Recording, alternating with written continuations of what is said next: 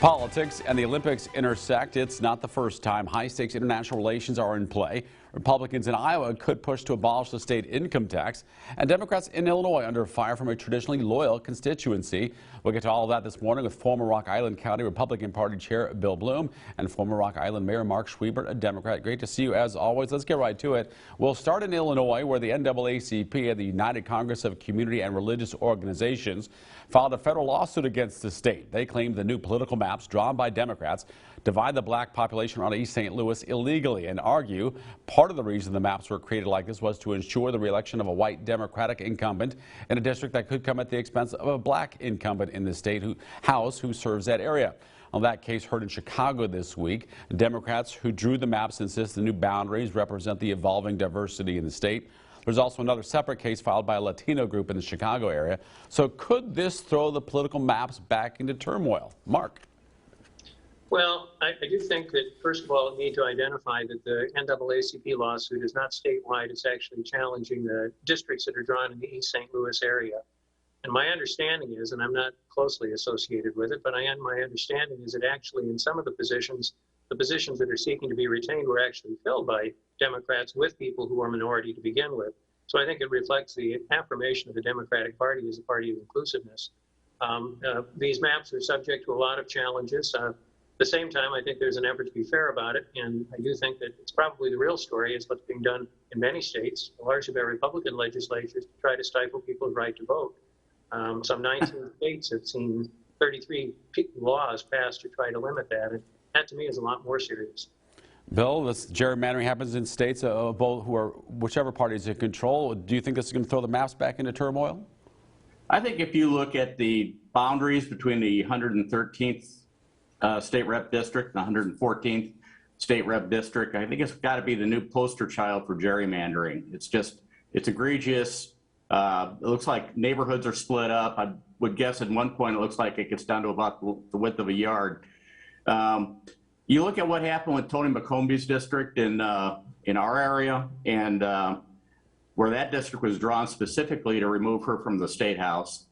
And you look at, and Neil Anderson, the same thing. You look at what's happening down in East St. Louis, and while I can't say either way whether they're trying to favor one incumbent over another, I think it's a Democrat tradition, and particularly at the state house level, to try to bring in their old boy incumbents and protect them, and at the cost of the party that's trying to bring about change, which would be the Republicans. What also happens? So yeah, I can see it creating turmoil. Well, it does happen in Republican-controlled states as well. So Republicans in Iowa, though, could go big on tax reform to take advantage of the state surplus being close to $2 billion. A recent article in the Courier covers this at length. It reports State Senator Dan Dawson floated the idea recently to a group of people with the Iowa Taxpayers Association. He's the chair of the State Senate's Ways and Means Committee. The Courier reports he indicated Republicans could pursue what he called a tax reform moonshot and eliminate the state's income tax altogether. However, another Republican and two Democrats at the same meeting downplayed that idea. I guess how likely is it that Republicans cut taxes again? And what would the ramifications be of getting rid of the state income tax? Bill. Well, first off, you have to recognize that since Kim Reynolds became governor, we've got a tradition now of cutting taxes and leaving money in the hands of the people who earned the money to begin with. It's a 5-year plan to try to get the income tax rate down to zero. I think if they put together something that's methodical, that has actual metrics to it, and keeps one eye on the economy and on the budget surplus, it's entirely possible that we could do that. Personally, I'd like to see us lower our corporate tax to attract more businesses, but we could probably do both in some combinations. Mark, what do you see as ramifications potentially of eliminating the state income tax in Iowa? We often see sales taxes go up as a result.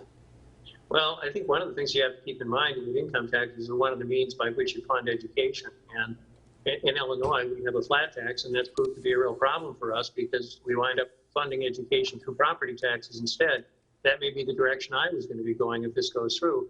But I think the thing you have to keep in mind is you can be penny wise and pound foolish. And you can come to a point where you do what Kansas did, which where the Democratic majority slashed their taxes in 2012 and 2013, and basically bankrupted the government. They cut away a whole host of vital services. It impacted the schools, and it affected their bond rating so that they had to come back and reinstate those taxes.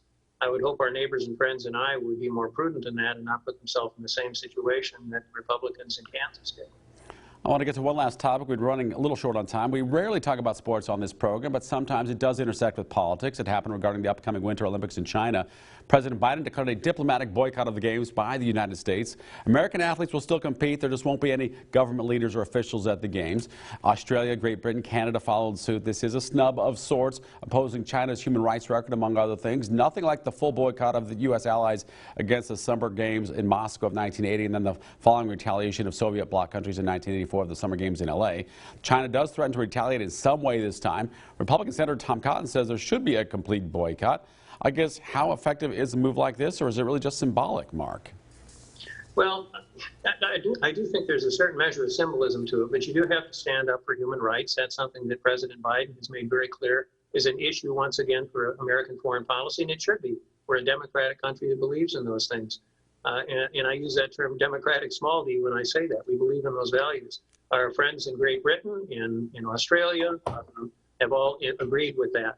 Now, the idea of pulling us out altogether, I think that deprives our athletes of something they've worked all their lives for, and we have to be very careful about doing that as well. So I think this represents a good balanced approach to responding to Chinese infringements of human rights in a responsible way, while it's still at the same time allowing our athletes to be rewarded for their efforts. Bill, what do you think? You agree with this approach? If that's the only thing we do, I think it's a really weak message that we're sending. We have to look at China on a broader scale. I mean, there's the Olympics, there's the Uyghurs being put in concentration camps, and some people say there's genocide being committed against them.